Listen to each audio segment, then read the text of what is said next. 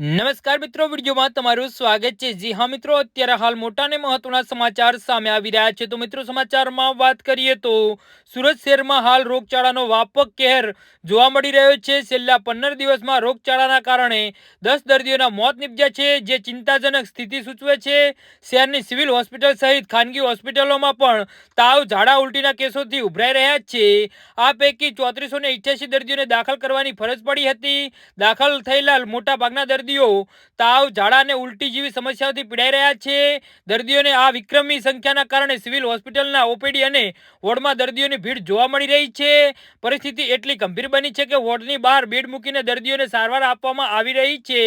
Civil hospital ઉપરાંત Simri hospital અને શહેરની અન્ય ખાનગી હોસ્પિટલોમાં પણ સમાન સ્થિતિએ પ્રવેશી રહી છે। દર્દીઓને સતત ઘસારાથી આરોગ્ય તંત્ર પણ મોટો બોજ પડે છે। આ અંગે સુરત સિવિલ હોસ્પિટલમાં પ્રોફેસર અને હેડ ડોક્ટર જિગ્નેશા પાતળિયાએ જણાવ્યું હતું કે અમે દર્દીઓને શ્રેષ્ઠ સારવાર આપવા માટે સંપૂર્ણ પ્રયાસ કરી રહ્યા છીએ। જો કે કેસોમાં થયેલા અસામાન્ય વધારા ચિંતાજનક છે અને નાગરિકોને સ્વચ્છતા જાળવવા અને તાવ, ઝાડા, ઉલટી જેવા લક્ષણો જણાય તો તાત્કાલિક ડોક્ટરનો સંપર્ક કરવા વિનંતી છે।